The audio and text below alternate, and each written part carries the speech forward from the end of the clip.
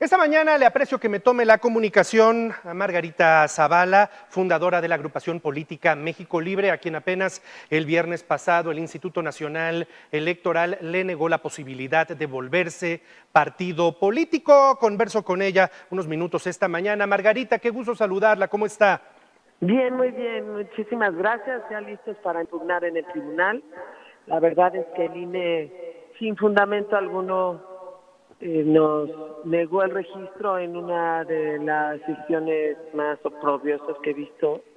Y mira que he seguido la parte electoral desde su nacimiento, incluso mucho antes de los actuales consejeros se interesaran por la vida electoral, hasta por edades, pero la verdad es que es increíble lo sucedido. Se violaron todos los derechos procesales que te puedes imaginar, el de presunción de inocencia, el de debido proceso, el de audiencia, el de legalidad, el de imparcialidad.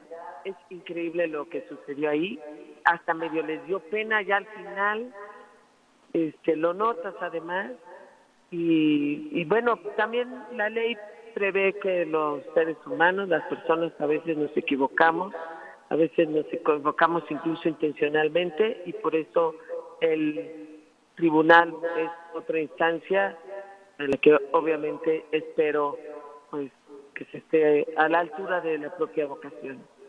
¿En qué momento estarán presentando esa impugnación que anunciaron desde el primer momento, Margarita? Bueno, tenemos 4 días, la estamos elaborando y veremos qué día de estos la presentaremos. Yo creo que estaríamos anunciando cuando la presentamos en el fin de semana. Hay un sentir de repente a partir de la decisión que toma el INE de rechazar 6 partidos políticos y solamente darle entrada a uno de ellos. Hay un sentir por parte de algún grupo de ciudadanos. Estoy escuchando.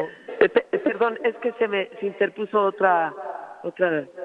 ¿Cuál fue la pregunta, Juan? Perdón, disculpa. Sí, no se preocupe. Hay de repente el sentir de los ciudadanos de que no habría necesidad de que hubiese más partidos políticos en este país. ¿Qué le diría usted a los ciudadanos que piensan de esa manera? Bueno, pues depende qué partidos haya, pero la verdad sí es una pregunta bien válida, y porque es parte de la política de nuestro país, pero yo creo que al contrario, lo que no se le puede negar en democracia a un país es que los ciudadanos, si se quieren asociar bajo determinadas reglas, se les respete ese derecho. La ciudadanía puede decidir que solo haya 2 partidos con el voto.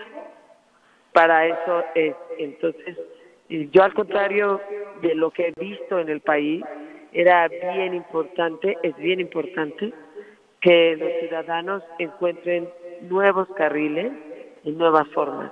Y más en un país que está cambiando tanto, en donde además las estructuras son muy fáciles de manipular y de presionar, incluso de los partidos de oposición, y el ejemplo pues es lo que acaba de pasar. En esta medición nacional que seguramente México Libre ha hecho, ¿cómo estuvo la participación de los poblanos en apoyo con firmas para la conformación de este grupo buscando ese derecho a ser partido político? ¿Qué tanto aportaron los poblanos para la conformación de México Libre? No, desde luego fue una participación muy grande, además muy interesante, porque venían de una elección muy complicada, que fue la que repitieron para gobernador. Entonces, volverle a decir que vamos a apostar otra vez por la democracia, por la vía pacífica, por la legalidad, vamos a construir una organización que nos esperen a los otros, y eso es muy importante. Bueno, ahorita comento algo de tu pregunta pasada, pero bueno, sí, se hicieron las asambleas de Puebla sin ningún problema, una gran mayoría, por supuesto todas las de la ciudad, y creo que tenemos ahí gente extraordinaria, que está trabajando muy bien, y bueno, a lo mejor el habernos hecho esta injusticia pues también mide el miedo que nos tienen, pero de verdad nada gana el país cuando se violentan los derechos de los otros.